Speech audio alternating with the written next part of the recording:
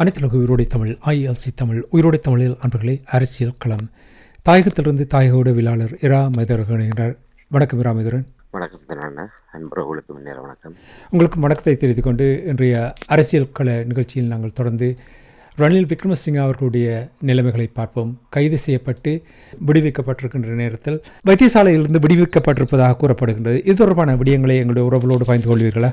உண்மையில் இன்றைய தினம் அவர் ஒரு மருத்துவமனை அதிதீவிர சிகிச்சை பிரிவிலிருந்து ஒரு சாதாரண நிலைமை விடுதிக்கு அவர் மாற்றப்பட்டிருந்தார். மாற்றப்பட்டிருந்த நிலைமையில்தான் இன்றைய தினம் பிற்பகல் அளவில் அவர் வீடு திரும்பியதாக செய்திகள் வந்திருக்கின்றது. அதாவது அவருடைய உடல்நிலையில் முன்னேற்றம் ஏற்பட்டதை அடுத்து அவர் வீடு செல்லலாம் என்கின்ற ஒரு அறிவுறுத்தல் வைத்தியசாலை தரப்பிடமிருந்து கிடைக்கப்பட்டதை அடுத்து அவர் வைத்தியசாலையை விட்டு வீடு திரும்பியிருப்பதாக செய்திகள் வந்திருக்கின்றது. அவ்வாறு அவர் வீடு திரும்புவதற்கு முன்னர் எதிர்க்கட்சி தலைவராக இருக்கின்ற சயித் பிரேமதாசா உள்ளிட்டவர்களுடன் தொலைபேசியில் உரையாடியதாக செய்திகள் வெளிவந்திருக்கின்றது. தனக்கு ஆதரவாக இந்த போராட்டங்களை நடத்தியது, தனக்கு ஆதரவாக செயல்பட்டமைக்கு நன்றி தெரிவிக்கின்ற வகையில் அவர் மருத்துவமனையில் இருந்தவாறே அவர்களோடு தொலைபேசியில் உரையாடியதாக செய்திகள் வந்திருக்கின்றது.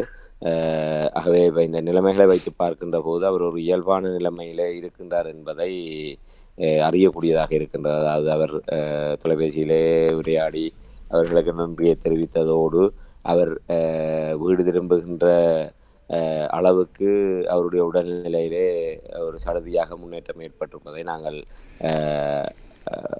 அறியக்கூடியதாக இருக்கின்றது. பிணை வழங்குவதற்கு முன்னதாக பரபரப்பாக அங்கே தேசிய வைத்தியசாலையில் அவருடைய நிலைமைகள், குறிப்பாக 4 இருதய குழாயில் ஒரு குழாய் 100% அடைப்பிருந்தது. நெஞ்சில் கைத்த வைத்துக் கொண்டு அவரை பார்த்தால் நாளையோ இன்றோ அவருக்கு ஒரு பெரிய ஒரு ஆபத்தான நிலை இருப்பது போல் இருந்தது. அதி தீவிர சிகிச்சை பிரிவில் வைத்திருந்தவர்கள் இப்பொழுது பிணை கிடைத்தவுடன் அவர் வீடு திரும்பியிருக்கிறார் என்றால் கொஞ்சம் விளக்கம் தருவீர்களா? அப்படி மருத்துவ ஏதாவது அதிசயம் நடந்திருக்கிறதா? பலரிடம் அந்த கேள்விதான் எழுந்திருக்கின்ற என்றால், கொழும்பு தேசிய வைத்தியசாலையினுடைய பதில் பணிப்பாளர் மற்றும் பிரதி பணிப்பாளர்கள் ஆரம்பத்திலே நாங்கள் குறிப்பிட்டிருந்தோம். 26ஆம் தேதி அவர் நீதிமன்றத்தில் முற்படுத்தப்பட வேண்டிய நேரத்தில் 24ஆம் தேதி ஒரு முன்னுக்கு பின் முரணாக ஒருவர் கூறுகின்றார் அவர் உடல்நிலை இயல்பாக இருக்கின்றது, அவர் நலமுடன் இருக்கின்றார் என்ற அடிப்படையில் ஒரு மருத்துவ அறிக்கை வந்தது. கிட்டத்தட்ட 24ஆம் தேதி என்று நம்புகின்றேன். 24ஆம் தேதி ஒரு பிற்பகல் 4:30 மணி அளவிலே அந்த ஒரு தகவல் வெளிவந்தது. அதற்கு சில மணித்தியாலங்கள் கழித்து, நான் நினைக்கிறேன் ஒரு 7 மணிக்கு மேலாக, பிற்பகல் 7 மணிக்கு மேலாக அதே வைத்தியசாலையிலிருந்து பதில் பணிப்பாளர் ஒரு தகவலை வெளியிட்டார். அவரான அந்த தகவலை வெளியிட்டார். அவர் மிக ஆபத்தான நிலைமையில் இருக்கின்றார், அவர் ஒரு உயர் மருத்துவ கண்காணிப்புக்குள் இருக்கின்றார், அதன் காரணமாக அவர் நீதிமன்றத்திலே முற்படுத்தப்படுவது என்பது ஒரு அசாத்தியமான விடயம் என்ற அடிப்படையிலும் அவர் ஒரு இருதய நோயாலும் பாதிக்கப்படுகிறார். அதாவது உடம்பிலே நீர்ச்சத்து குறைபாடு ஏற்பட்டு அதன் காரணமாக அவர் ஒரு வெப்ப பக்கவாதத்தினால் அவர் பாதிக்கப்படுகின்ற தகவல் அப்போது சொல்லப்பட்டது. ஆகவே அந்த மருத்துவமனை தரப்பிலிருந்து வெளிப்படுத்தப்பட்ட அந்த மருத்துவ அறிக்கைகளின் பிரகாரம் பார்க்கின்ற போது இவ்வளவு மிக விரைவாக அவர் ஒரு இயல்பான நிலைமையிலே வீடு திரும்பக்கூடிய அளவுக்கு அவருடைய உடல்நிலை இருக்கின்றனால் 2 விடயம் நடந்திருக்கும். ஒன்று, அந்த மருத்துவமனை தரப்பிலே கூறப்பட்ட தகவல்கள் அத்தனையுமே ஒரு சோடிக்கப்பட்ட மிகைப்படுத்தப்பட்டதாக இருக்கும்.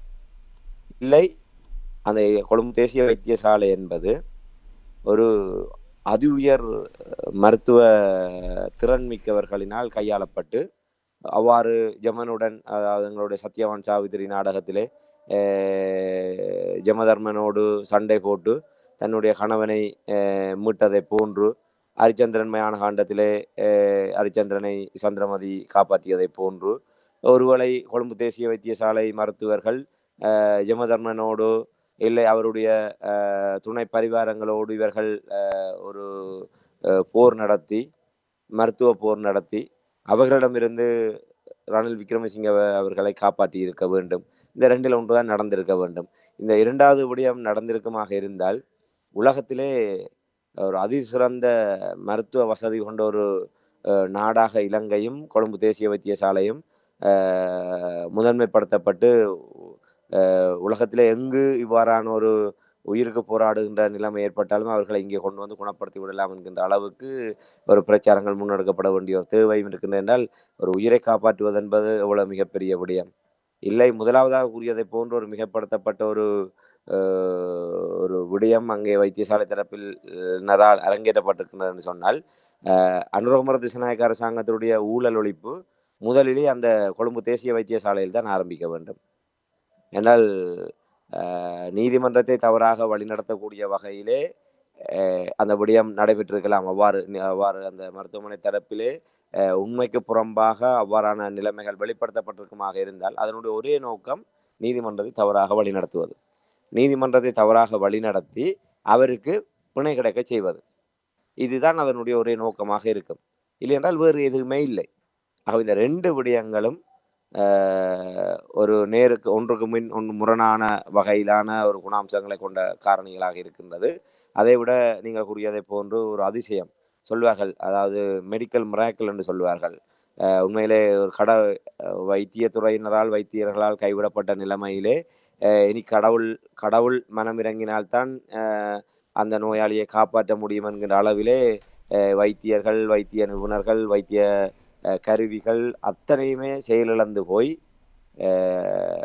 அவர் செய்த கர்ம வினைகளோ இல்லை அவர் செய்த பாவ புண்ணியங்களோ இல்லை அவருடைய முன்ஜென்ம பலாபலன்களோ இல்லை இயற்கையினுடைய அனுக்கிரகமோ இல்லை இறைவனுடைய அனுக்கிரகமோ ஏதோ ஒன்று அவரை காப்பாற்றும் என்ற நம்பிக்கையோடு காத்திருந்து அவ்வாறு அவர் ஒருவர் மீண்டு வருகின்ற சொல்வார்கள் மெடிக்கல் மிராக்கிள் என்று. ஒரு மருத்துவத்துறையினுடைய அதிசயம் என்றால் அந்த மருத்துவத்தாலேயே முற்றிலுமாக கைவிடப்பட்டு அவர் உயிரிழந்த விட்டார் என்கின்ற நிலையிலிருந்து அவர் மீண்டு வந்தது பாடையிலிருந்து எழுந்து வந்ததற்கு சமன் என்பதைத்தான் அவர்கள் அவ்வாறு குறிப்பிடுவார்கள். ரணில் விக்ரமசிங்க அவர்கள் தொடர்பாக இதற்கு முன்னர் வெளிவந்த அந்த செய்திகள், அந்த புகைப்படங்கள், அந்த அனைத்துமே ஒரு மிகைப்படுத்தப்பட்டதோ என்று ஒரு வெகுஜன மக்களால் சுட்டிக்காட்டப்படுகின்ற அளவுக்கு இந்த நிலைமை மாறி இருக்கின்றது. ஏனென்று சொன்னால் ஒரு 22ஆம் தேதி அவர் கைது செய்யப்பட்டார். 24ஆம் தேதி அவர் 23ஆம் தேதி அன்று 22ஆம் தேதி கைது செய்யப்பட்ட இரவே அவர் வெளிக்கடை சிறைச்சாலை வைத்தியசாலை கொண்டு செல்லப்பட்டார். 23ஆம் தேதி காலையிலே அவர் கொழும்பு தேசிய வைத்தியசாலைக்கு மாற்றப்பட்டார்.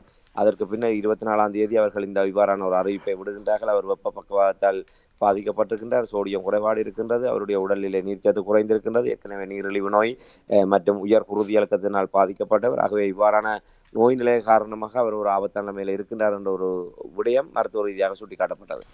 அது மாத்திரமில்லாமல் 26ஆம் தேதி நீதிமன்றத்திலே அவர் முன்னிலையாக முடியாது என்கின்ற ஒரு விடயம் சுட்டிக்காட்டப்பட்டது. அவர் சுட்டிக்காட்டப்பட்ட போது அவர் சூம் தொழில்நுட்பத்தின் ஊடாக அவரை சிறைச்சாலை திணைக்களத்தினரால் நீதிமன்றத்தில் முற்படுத்த நடவடிக்கை எடுக்கப்பட்டது. அவர் சார்பாக ரணில் விக்ரமசிங்க சார்பாக முன்னிலையான சட்டத்தரணி அவர்கள் இந்த விடயத்தை கூறினார். அவருக்கு புதிதாக மேலும் பல வியாதிகளை அவர்கள் இணைத்துக் கொண்டார்கள். நாங்கள் சற்று முன்னர் வரிசைப்படுத்திய வியாதிகளை விட மேலும் சில வியாதிகள், அதாவது இருதயத்திலே தொற்று ஏற்பட்டிருக்கின்றது, நுரையீரலிலே தொற்று ஏற்பட்டிருக்கின்றது, கணையத்துக்கு மேல் பகுதியிலே தொற்று ஏற்பட்டிருக்கின்றது. அதிலும் இருதயத்திலே முக்கியமாக 4 குழாய்கள் இருக்கின்றது. அந்த 4 குழாய்களில் 3 குழாய்களில் அடைப்பு ஏற்பட்டிருக்கின்றது. அதிலே 3லே 100% அடைப்பு இருக்கின்றது. ஆகவே உடனடியாக அவர் ஒரு அதிதீவிரமான கண்காணிப்பு சிகிச்சைக்குள் வைத்திருக்க வேண்டிய தேவை இருக்கின்றது. அந்த 100% அடைப்புள்ள குழாய் என்பது இருதயத்துக்கு மிக அருகாமையில காணப்படுகின்ற காரணத்தினால் அதை சத்திர சிகிச்சை மூலமாக குணப்படுத்த முடியாத ஒரு நிலைமை இருக்கின்றது. ஆகவே அவர் ஒரு உயர் மருத்துவ கண்காணிப்பிலே அவர் இருக்க வேண்டிய ஒரு தேவை இருக்கின்றது. ஆகவே இப்படிப்பட்ட ஒருவருக்கு பிணை வழங்க வேண்டும் என்ற ஒரு கோரிக்கை முன்வைக்கப்பட்டது. வீதகேரத்து உள்ளிட்ட கூறியதை போன்று அரசாங்கம் இதில் எந்த விதத்திலுமே தலையீடு செய்யவில்லை என்றும் ரணில் விக்ரமசிங்க அவர்களுடைய உடல் நிலைதான் அவருக்கு பிணை கிடைப்பதற்கான ஒரு காரணி என்பதை அவர்கள் ஆணித்தரமாக எல்லோராலுமே சுட்டிக்காட்டப்பட்டது என்று சொன்னால், அந்த பிணை கிடைப்பதற்குத்தான் இத்தனை நாடகங்களுமா?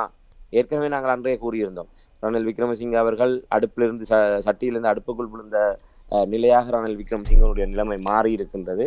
அவர் தன்னுடைய அனுபவங்களையும் தன்னுடைய இந்த தந்திரத்தனங்களையும் பயன்படுத்தி எப்படியாவது அடுப்பிலிருந்து மீளவும் சட்டிக்குள் வருவதற்கு இல்லை அங்கிருந்து சாப்பாட்டு மேசைக்கு வருவதற்கோ அவர் எத்தனிப்புகளை மேற்கொள்ளக்கூடும் என்ற விடயத்தை நாங்கள் கூறினோம். என்றால் அவர் மருத்துவமனைக்கு சென்றால் இதிலிருந்து தப்பி விடலாம் என்று மருத்துவமனைகள் ஒழித்தார்.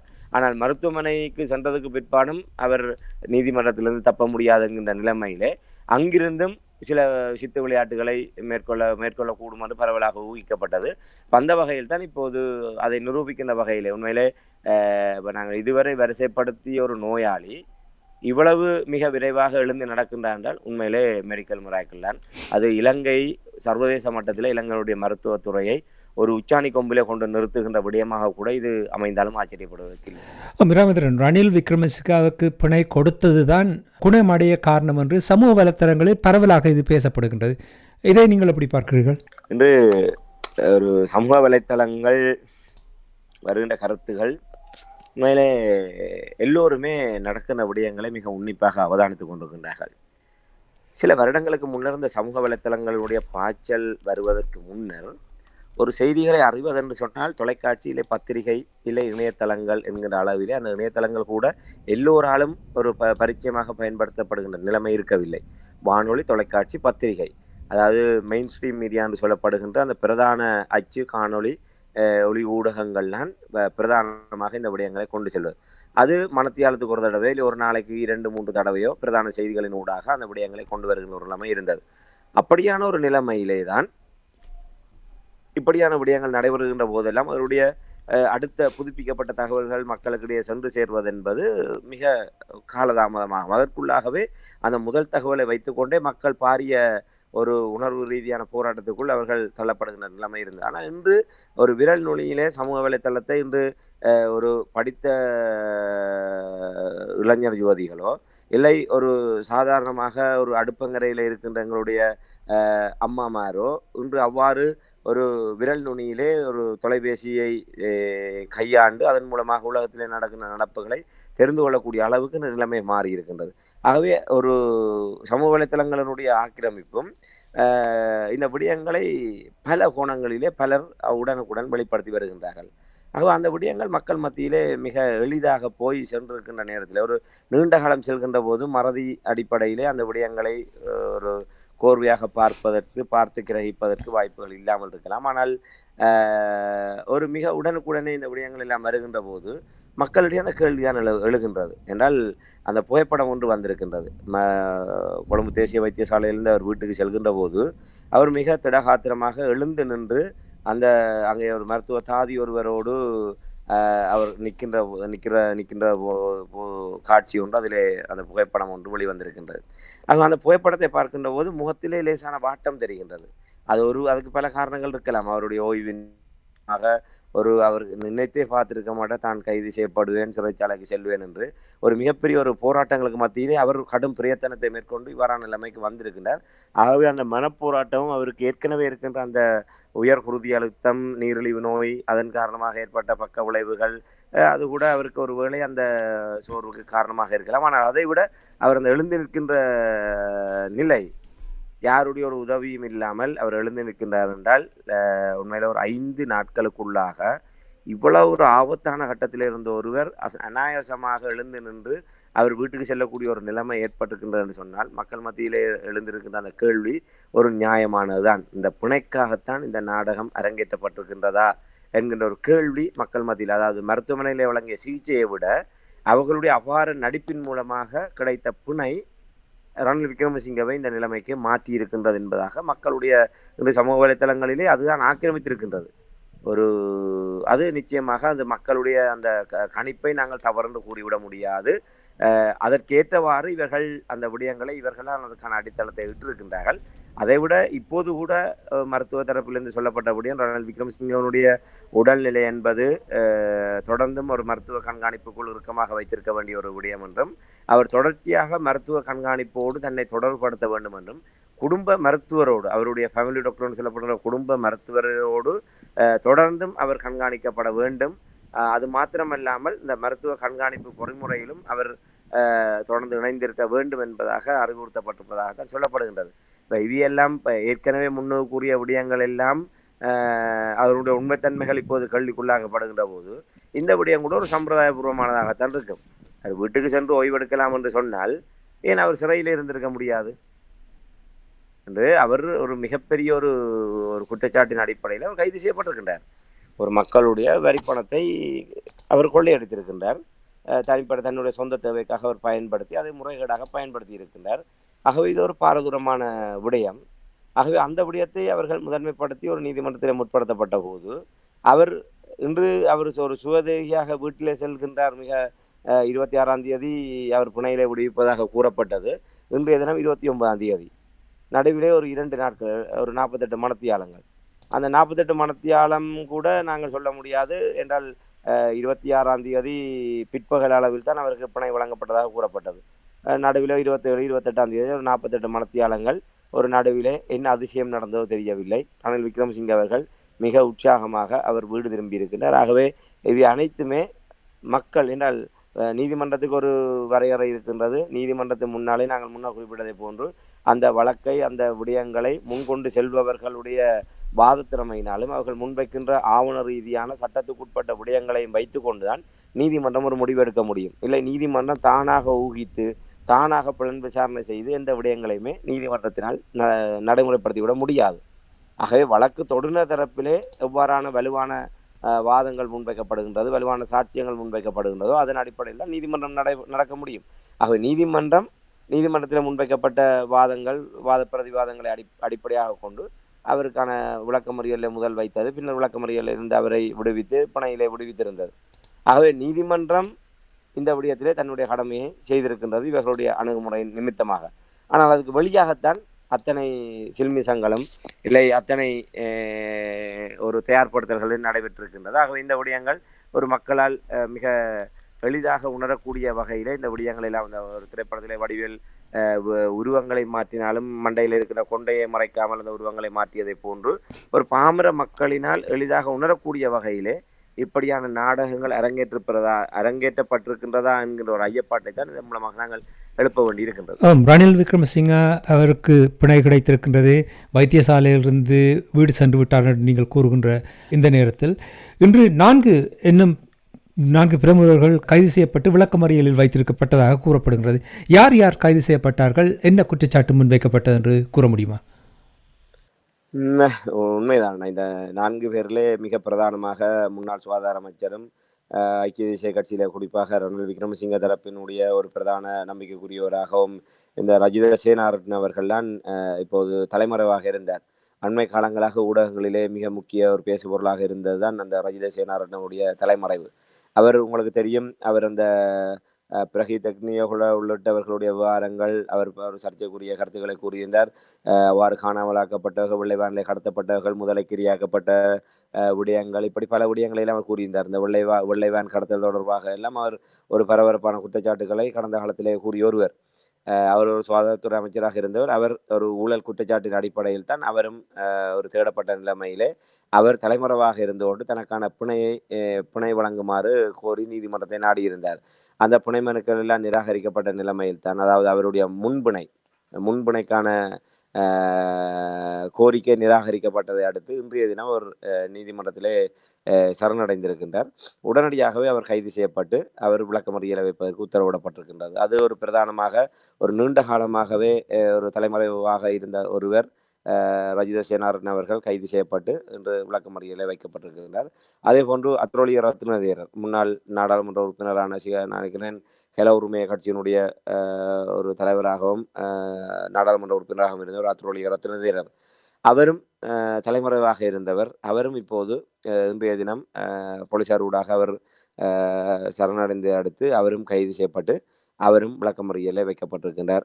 அதோடு நிமல் லான்சா என்கின்ற முன்னாள் அமைச்சர் ராஜபக்சேகளுடைய ஒரு நெருங்கிய சகாவாக அடையாளம் காணப்பட்ட நிமல் லான்சா அவரும் கைது செய்யப்பட்டு அவரும் விளக்கமறியலில் வைக்கப்பட்டிருக்கிறார். அவர் 2006ஆம் ஆண்டு நடைபெற்ற ஒரு தாக்குதல் சம்பவத்திலே ஒரு துப்பாக்கிகளை பயன்படுத்தியது வேறு விதமான ஒரு ஒரு ஒரு அத்துமீறலான செயல்பாட்டில் அவர் ஈடுபட்டது என்கின்ற ஒரு குற்றச்சாட்டின் அடிப்படையில் தான் அவர் கைது செய்யப்பட்டிருக்கின்றார். அதே போன்று ஏற்கனவே கைது செய்யப்பட்ட சசீந்திர ராஜபக்ச குடும்பத்தினுடைய அடுத்த வாரிசாக பார்க்கப்படும் சமல் ராஜபக்சேகளுடைய மூத்தவரான சமல் ராஜபக்சேவனுடைய புதல்வரான சசீந்திர ராஜபக்ச கைது செய்யப்பட்டிருந்தார். அவரும் ஒரு ஊழல் தொடர்பான ஒரு விடயத்தோடு சம்பந்தப்பட்டு தான் அவரும் கைது செய்யப்பட்டிருக்கிறார். அவர் கைது செய்யப்பட்டு அவரும் தனக்கான ஒரு பிணை கோரி அவரும் ஒரு ஒரு விண்ணப்பம் ஒன்றை செய்திருந்தார். அந்த விண்ணப்பம் இன்று நிராகரிக்கப்பட்டு உடனடியாகவே அவர் விளக்கமறியலில் வைக்குமாறு உத்தரவிடப்பட்டிருக்கின்றது. அது மாத்திரமல்ல, அவர் தொடர்ச்சியாகவே இவர் ஒரு தொடர்ந்தும் விளக்கமறியலில் இந்த வழக்கு விசாரணை முடியும் வரை அவர் விளக்கமறியலை வைக்க வேண்டும் என்பதாக அரசு தரப்பிலிருந்து அந்த வழக்கு தரப்பிலிருந்து நீதிமன்றத்தில் சுட்டிக்காட்டப்பட்டிருந்தது. ஆனால் நீதிமன்றம் தெளிவாக கூறியிருக்கின்றது, அடுத்த தவணை வரை தான் இவருக்கான விளக்கமறியல். ஆக இப்போது புதிதாக இந்த விளக்கமறியல் காலத்திலே மேற்கொள்ளப்படுகின்ற புதிதாக இணைக்கப்படுகின்ற சாட்சியங்கள், அவர்களிடம் மேற்கொள்ளப்பட்ட விசாரணை அறிக்கைகளை அடுத்த தவணையின் போது நீதிமன்றத்திலே முற்படுத்த வேண்டும் என்ற ஒரு ஒரு கட்டளையும் இந்த நீதிமன்றம் பிறப்பித்திருக்கிறது. ஆகவே ஒரு மிக ஒரு பரபரப்பாக ரணில் விக்ரமசிங்க அவர்கள் வீடு திரும்பினார் என்கின்ற செய்தியை ஒரு மறைக்கடிக்கக்கூடிய வகையில்தான் இந்த விவகாரங்கள் அரங்கேறி இருக்கின்றன. ஒரு 4 பேரும் இவ்வாறு ஒரு சிலர் தலைமறைவாக இருந்து சரணடைந்த நிலைமையில கைது செய்யப்பட்டு விளக்கமறியலில் வைக்கப்பட்டிருக்கிறார்கள். ஏற்கனவே கைது செய்யப்பட்டவருக்கும் முன்பிணை மறுக்கப்பட்டதை அடுத்து, பிணை கோரிக்கை மறுக்கப்பட்டதை அடுத்து அவரும் கைது செய்யப்பட்டிருக்கிறார். ஆகவே இதுதான் இன்றைய தினம் நடைபெற்றிருக்கின்றது. ஒரே நாளில் 4 முக்கியஸ்தர்களை கைது செய்திருக்கிறார்கள் என்றால் அங்கே தெற்கிலங்கையில் பரபரப்பை ஏற்படுத்தியிருக்கும். நிச்சயமாக இந்த பரபரப்பை ஏற்படுத்தும் பொழுது ராஜபக்ஷக்களுடைய அவர்கள் தொடர்பாக கேள்வி எழுப்பப்படும். அவர்களும் கைது செய்யப்படுவதற்கான வாய்ப்புகள் இருக்கிறதா? உண்மையில் இது ஒரு பரபரப்பு. தெற்கிலங்கை பொறுத்தவரை ரஜித சேனாரட்னவினுடைய தலைமுறை வாழ்க்கை தெற்கிலங்கையிலே மிகப்பெரிய ஒரு கவனிப்பை பெற்றிருந்தது. அந்த வகையில் அவர் கைது செய்யப்பட்டு அவர் விளக்கமறியலில் வைக்கப்பட்டது தெற்கிலங்கையில் ஒரு அதிர்வேலைகளை ஏற்படுத்தக்கூடிய ஒன்றாகத்தான் இருக்கின்றது. அது மாத்திரமல்ல, சசீந்திர ராஜபக்சவும் ராஜபக்சர்களுடைய ஒரு நேரடியான ஒரு வாரிசாக இருக்கின்றார். அதே போன்று அத்ரோலியர் ரத்னதேரர் மற்றும் நிமல் லான்சா போன்றவர்கள் எல்லாம் அவர்களோடு ஏதோ ஒரு விதத்திலே தொடர்புபடக்கூடியவர்களாகத்தான் காணப்படுகின்றார்கள். ஆகவே இந்த கைது ஏற்கனவே கூறிவிட்டார்கள், இந்த ஜேபி அரசாங்கத்திலிருந்து ராஜபக்சேக்களும் தப்ப முடியாது என்கின்ற ஒரு விடயத்தை கூறியிருக்கின்றார்கள். ஆகவே அவர்களை சுற்றி வியூகம் வகுக்கப்படுகின்றதா, அவர்களை நோக்கியதான கைது வளையம் இறுக்கப்படுகின்றதா என்பதை பொறுத்துதான் பார்க்க வேண்டும். ஆனால் நிச்சயமாக இந்த விவகாரங்களிலே ஏதாவது ஒன்றோடு அவர்கள் தொடர்பு இருக்கின்றதா, அவர்கள் தொடர்புபடுத்தப்படுவார்களா என்பதை நாங்கள் பொறுத்துதான் பார்க்க வேண்டும். ஆனால் இந்த அரசாங்கம் கூறுவதை போன்று ஏற்கனவே நாங்கள் நேற்றைய தினம் கூறியதை போன்று இந்த இந்தோனேசியாவிலே கைது செய்யப்பட்ட அந்த பாதாள உலக குழுக்கள் அந்த விவகாரம் கூட ஒரு மிகப்பெரிய ஒரு கவனிப்பை இந்த அரசாங்கத்தின் மீது கொண்டு வந்திருக்கின்றது. ரணில் விக்ரமசிங்கே கைது செய்தார்கள். இப்போது தொடர்ச்சியாக இந்த 4 பேர் அரசியல் பிரமுகர்கள் கைது செய்யப்பட்டிருக்கின்றார்கள் என்று சொன்னால் அவர்கள் தங்களுடைய அந்த இலக்கின் அடிப்படையில், அதாவது ராஜபக்சேக்கள் என்கின்ற ஒரு பெரும் முதலைகளை கைது செய்கின்ற போது அவர்களை ரணில் விக்ரமசிங்கவை போன்று அயலாடி ரணில் விக்ரமசிங்கனுடைய கைது விவகாரத்தில் இடம்பெற்ற அனுபவங்களை கொண்டு அதை எவ்வாறு திறம்பட கையாளுவது என்பது தொடர்பாக தங்களை தயார்படுத்திய பிற்பாடு அந்த கைது நிச்சயமாக இடம்பெறும் என்று எதிர்பார்க்கப்படுகின்றது. ஆகவே இந்த ரணில் விக்ரமசிங்கவிலே தொடங்கிய விவகாரம் என்பது அது இன்று பல தொடர் அதிர்வுகளை ஏற்படுத்தி இன்று 4 அரசியல் பிரபலங்கள் கைது செய்யப்பட்டிருக்கின்றார்கள். நேற்று ரணில், இன்று இவர்கள் 4 நாளை யாரோ என்கின்ற ஒரு எதிர்பார்ப்போடு தான் 30ஆம் தேதியான நாளை சனிக்கிழமை இலங்கை தீவை பொறுத்தவரையிலே விடியும் என்பதைத்தான் நாங்கள் இந்த இடத்திலே கூறிக்கொள்ளக்கூடியதாக இருக்கின்றது. நேற்று இன்று நாளை என்ற இந்த திரைப்படம் தான் ஞாபகத்துக்கு வருகிறது. நிகழ்ச்சியை நிறைவு கொண்டு வருவதற்கு முன்னதாக ராமேந்திரன், இந்த கைது செய்யப்பட்டவர்கள் எல்லோருமே ஒரு கட்சியைச் சேர்ந்தவர்கள், அவர்களுக்கிடையில் நிறைய நெருக்கமாக இருந்தவர்கள். அப்படி என்றால் இதை இப்போ ரணில் விக்ரமசிங்கா விடுவிக்கப்பட்டிருக்கிற இந்த நேரத்தில், பிணையில் விடுவிக்கப்பட்டிருக்கிற நேரத்தில் இது அரசியல் பழிவாங்கல் என்று கருதலாமா?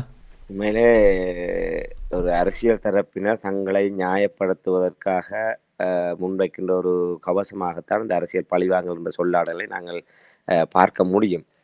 பொறுத்திருந்தான் பார்க்க வேண்டும். என்றால் இவர்கள் எல்லோருமே 2015ஆம் ஆண்டு நல்லாட்சி வந்த போதும் இதே போன்று ஒரு பூச்சாண்டி காட்டினார்கள். மஹிந்த ராஜபக்சவனுடைய மனைவி சிறந்தி ராஜபக்சர்களுடைய மகன்மார் என ஒரு சிலரை கைது வளையத்துக்குள் கொண்டு வந்து விசாரணையை மேற்கொண்டு இதோ நாங்கள் எல்லோரையுமே கைது செய்கின்றோம் என்ற வகையிலே அதை திசை திருப்பினார்கள். அந்த ராஜபக்சேக்கள் மீதான இன அழிப்பு என்கின்ற அந்த விவகாரத்திலிருந்து ஒரு லஞ்ச ஊழல் விவகாரத்தோடு சம்பந்தப்பட்டதாக ஒரு திசை திருப்பு நடவடிக்கை மேற்கொண்டார்கள். அது மாத்திரமல்ல, அப்போது தமிழர்களுடைய ஒரு கூட்டு மன உணர்வு என்பது ராஜபக்சேக்கள் தண்டிக்கப்பட வேண்டும் என்பதாக இருந்தது. ஆக ராஜபக்சேக்களுடைய குடும்பத்தை இந்த அரசாங்கம் சட்ட ரீதியாக இவ்வாறு ஒரு நடவடிக்கை உட்படுத்துகின்ற போது தமிழர்களுடைய கோபங்களை ஆற்றுப்படுத்தவும் தமிழர்கள் இந்த நல்லாட்சியின் மீது ஒரு நம்பிக்கை வைக்கின்ற ஒரு நிலைமையும் அவர்கள் ஏற்படுத்தி இருந்தார்கள். என்றால் ராஜபக்சேக்களை எவர் தண்டித்தாலும் அவர்கள் நியாயவான்கள் என்று கருதக்கூடிய ஒரு பின்புலம் தான் அதிலே உருவாக்கப்பட்டிருந்தது. இப்ப அவ்வாறான ஒரு நிலையில்தான் அதற்கு பின்னர் அனைத்துமே புஷ்வானமாக போய்விட்டது. அந்த ஒரு சில நடவடிக்கைகளுக்கு பிறகு 4½ ஆண்டுகள் அந்த ஆட்சி முடியும் வரை எந்த ஒரு தொடர் நடவடிக்கைகளும் முன்னெடுக்கப்படவில்லை. அந்த ஒரு அதனால் தான் அது பூச்சாண்டி என்று சொல்லப்பட்டது. அந்த ஒரு கைது பூச்சாண்டி. அது அது அரசியல் பழிவாங்கல். அது அரசியல் ரீதியாக அவர்களை ஒரு பலகீனப்படுத்துவதற்கு, இல்லை அது அவர்களை வலுப்படுத்துவதற்கோ அந்த கைது நடவடிக்கை இவர்கள் மேற்கொண்டார்களே தவிர, உண்மையாக அந்த முன்வைக்கப்பட்ட குற்றச்சாட்டுகளின் அடிப்படையில் இன்று மஹிந்த ராஜபக்சனுடைய மனைவியாக இருக்கிற சிறந்த ராஜபக்ச ஒரு மிகப்பெரிய அவருடைய மகனுடைய விவகாரத்தோடு சம்பந்தப்பட்ட ஒரு கொலை இடம்பெற்றிருக்கின்றது. அதற்கு அவருடைய வாகனம் தான், சிறந்த ராஜபக்சனுடைய வாகனம் தான் பயன்படுத்தப்பட்டிருக்கின்றது அந்த கொலைக்கு. ஆகவே அந்த விடயங்கள் எல்லாம் இன்று வரை பேசப்படுகிற ஒன்றாக இருக்கின்றது. ஆனால் அவர்கள் ஆட்சி இழந்ததற்கு பிற்பாடு நல்லாட்சி இருந்தது. அவர்கள் ஒரு கண்துடைப்பாக அவர்கள் நீதிமன்றத்திலே அழைக்கப்பட்டு விடுவிக்கப்பட்டார்கள். பின்னர் எந்தவித நடவடிக்கையும் எடுக்கப்படவில்லை. அதேபோன்று விமல் வீரவன்சவுடைய மனைவி விமல் வீரவன்ச போன்றவர்களும் இவ்வாறான சர்ச்சைகளோடு தொடர்பட்டவர்களாக இருந்தார்கள். யாரையுமே எதுவுமே செய்ய முடியாதவர்களாக இருந்தார்கள். அவ்வப்போது நீதிமன்ற பூச்சாண்டிகள் காட்டப்பட்டு வந்த இந்த கைதுகள், விசாரணைகள் என்ற அடிப்படையிலே ஒரு பூச்சாண்டி காட்டப்பட்டு வந்தது. அதே போன்று இந்த விடயத்தை நாங்கள் கருத முடியுமா என்பதை பொறுத்துதான் பார்க்க வேண்டும். என்றால் இப்போதுதான் அவர்கள் தொடங்கி இருக்கின்றார்கள். மிக நிதானமாக அவர்களை போன்று வந்தவுடன் அனைத்து விடயங்களை திசை திருப்புவதற்காக மேற்கொள்ளாமல் கிட்டத்தட்ட 1 வருடங்கள் ஆகிவிட்டது. 1 வருடங்களை நெருங்குகின்ற இந்த நேரத்திலே அவர்கள் மிக நிதானமாக இந்த விடயங்களை கையில் எடுத்திருக்கின்றார்கள். அவர்கள் ஒரு பரவலாக ரணில் விக்ரமசிங்க என்கின்ற ஒரு இலங்கையினுடைய அதுயர் மூத்த ராஜதந்திரி என்று கூட சொல்லலாம், மூத்த அரசியல்வாதி என்றும் சொல்லலாம், ஒரு பலத்த அரசியல் அனுபவமிக்க ஒருவர் என்றும் கூறலாம். அப்படிப்பட்ட ஒருவரையே கைது செய்து தங்களுடைய ஒரு அரசாங்கத்தினுடைய ஒரு நேர்மைத்தன்மையையும் தங்களுடைய ஒரு உறுதித்தன்மையும் அவர்கள் வெளிப்படுத்தி இருக்கிறார்கள். அது மாத்திரமல்ல, ராஜித சேனாரட்ன, நிமல் லான்ச, சசீந்திர ராஜபக்ச, அத்துரோலி ரத்னதேவ என்கின்ற வரிசையிலே இவர்கள் இப்போது கைது செய்யப்பட்டு விளக்கமறியலில் வைக்கப்பட்டிருக்கின்றார்கள். ஒருவேளை முதலாவது விளக்கமறியல் காலத்தோடு இவர்கள் விடுவிக்கப்பட்டாலும் தொடர்ந்தும் அவர்களுடைய நீதிமன்ற நடவடிக்கைகள் தொடரத்தான் போகின்றது. ஆகவே மேலும் அடுத்தடுத்த வரிசையில் இருப்பவர்கள் எப்படியான முறையில் அணுகப் போகின்றார்கள், இல்லை இந்த வழக்கு விவகாரங்கள் அப்படியே கிடப்பிலே போடப்படும் அரசு தரப்பால், அதை வைத்துக்கொண்டு நாங்கள் முடிவெடுக்க முடியுமே தவிர எடுத்தெடுப்பிலே இது ஒரு அரசியல் பழிவாங்கலாக நாங்கள் கருதிவிட முடியாதால் அவர்கள் ஒரு பெரும்பான்மையோடு இருக்கின்றார்கள். அரசாங்கம் ஒரு பெரும்பான்மையோடு இருக்கின்றது. ஆகவே அவர்கள் தாங்கள் கொடுத்த அந்த ஊழல் ஒழிப்பு தொடர்பாக அவர்கள் தாங்கள் கொடுத்த வாக்குறுதிகளை நிறைவேற்றக்கூடிய வகையிலே ஒரு கட்டமாக ஒரு அந்த விடயங்களை நகர்த்தி கொண்டு இருக்கின்றார்கள். ஆகவே பொறுத்திருந்து பார்ப்போம். என்றால் இப்போது பாருங்கள், ஒரு 22ஆம் தேதி கைது செய்யப்பட்ட ரணில் விக்ரமசிங்க இன்று 29ஆம் தேதி அவர் விடுதலையாகி வீடு செல்கின்ற ஒரு நிலைமையிலே அந்த கிட்டத்தட்ட ஒரு 5-6 நாட்களுக்குள்ளாக நடைபெற்ற விடயங்கள் ஒரு மக்கள் மத்தியிலே மிக ஒரு விழிப்போடு மக்களிடையே அந்த தகவல்கள் கொண்டு சேர்க்கப்படுகின்ற நிலைமை இருந்தது. ஆகவே மக்கள் இன்று ஒரு நீதிபதிகளாக மாறக்கூடிய ஒரு நிலைமை மாறி இருக்கின்றது. எந்த ஒரு விடயம் தொடர்பாக மக்கள் சகல பரிமாணங்களிலும் அந்த செய்திகளை அறிந்து அவர்கள் அதை ஒரு என்ன நடந்திருக்கும் என்பதை ஊகிக்கக்கூடியவர்களாக இருக்கின்றார்கள். ஆகவே இப்போது இந்த நடக்கின்ற கைதுகள் நாளையோ இல்லை அடுத்த மாதமோ ஒரு வழக்குறைப்பு செய்யப்பட்டு திட்டமிட்டு கிடப்பிலே போடப்படுமாக இருந்தால் மக்கள் தீர்மானித்துக் கொள்வார்கள். ஆகவே நாங்கள் அதை பற்றி கவலைப்பட வேண்டிய அவசியம் இல்லை என்று நினைக்கிறேன். மக்கள் மிக தெளிவாக, தெற்கிலங்கையிலும் சரி தமிழ் மக்களும் சரி, ஒரு தெளிவாக இருக்கிற நிலைமை இருக்கின்றது. ஆனால் நித்திரை கொள்பவர்களை எழுப்பலாம், நித்திரை கொள்வதை போன்று பாசாங்கு செய்வர்களை எழுப்ப முடியாது. அந்த நித்திரை கொள்வதை போன்று நடிப்பவர்கள் தான் என்பிபியினுடைய ஆதரவாளர்களாக இருக்கின்ற எங்களுடைய தமிழர்கள், நிலத்திலும் புலத்திலும். அவர்களை நிச்சயமாக நாங்கள் அவர்கள் அந்த நித்திரையிலிருந்து எழுப்பவே முடியாது. அவர்கள் கண்மூடித்தனமாக அவர்கள் அந்த விடயங்களை நம்பிக்கொண்டிருக்கின்றார்கள். ஆகவே அவர்களை நாங்கள் மாற்ற முடியாது. அவர்களை விட்டு ஏனைய மக்களிடையே ஒரு மாற்றங்கள் ஏற்படக்கூடிய வாய்ப்புகள் இருக்கின்றது. இந்த விடயங்களை உண்மைகளை உணரக்கூடிய. ஆகவே ராஜபக்சேக்களும் இந்த விடயத்திலிருந்து தப்ப முடியாது என்பதைத்தான் நடைபெறுகின்ற நிகழ்வுகளிலிருந்து நாங்கள் ஓரளவு அனுமானிக்கக்கூடியதாக இருந்தாலும் கூட ரணில் விக்ரமசிங்கா பொறுத்தமட்டில் ஏதோ சுழிச்சு கிழிச்சு பணியை எடுத்து விட்டார். அங்கே சிறைக்கு செல்லவில்லை, வைத்தியசாலைக்கு சென்றார். எவ்வளவு திட்டமிட்டு இவர்கள் செய்தாலும் அவர்கள் ஒரு வழியை கண்டுபிடிப்பது போல் போல் தான் தெரிகின்றது. கோட்டாபாய ராஜபக்ஷவுக்கு நடந்த நிலைமைகளையும் உங்களுக்கு தெரியும். பொறுத்திருந்து பார்ப்போம். இந்த அனுரகுமார திசாநாயக்கா நீங்கள் கூறுவது போல் ஊழல் ஒழிப்பு என்று சொல்லும் பொழுது நிச்சயமாக அந்த மக்கள் ஏற்றுக்கொள்வார்கள். அப்படி அவர்கள் அதற்கேற்றவாறு செயல்படுவார்களா என்று நாங்கள் பொறுத்திருந்து அறிந்து கொள்ளலாம். நன்றி ராமேந்திரன், நிகழ்ச்சியில் இணைந்து விடயங்களை உயிரோடை தமிழ் உறவுகளோடு பாய்ந்து கொண்டு வைக்க நன்றி. மீண்டும் நாங்கள் நாளை இணைந்து கொள்வோம். நன்றி, வணக்கம். நன்றி, வணக்கம். எமது பார்வையாளர்களுக்கு வணக்கம். மக்களின் குரலாய் ஓங்கி ஒலிக்கும் இலக்கு மின்னிதழ் மற்றும் உயிரோடை தமிழ் வானொலி ஆகிய இவ்விரு ஊடகங்களும் உங்களைப் போன்ற எமது நேயர்கள் நண்பர்களின் ஆதரவிலேயே இயங்கி வருகின்றன. மிக குறைந்த வளங்களுடன் பல இடர்கள் மற்றும் தடைகளை தாண்டி பயணிக்கும் எமது ஊடகங்களின் பணிகள் மேலும் வளர உங்களால் முடிந்த நிதியுதவியை வழங்கி இன்னும் காத்திரமான செயற்பாடுகளை முன்னெடுக்க உதவுமாறு மிகவும் பணிவன்புடன் வேண்டி நிற்கின்றோம். உங்கள் பங்களிப்பு உங்களின் உரிமை குரலாய் ஓங்கி ஒலிக்கும். நன்றி.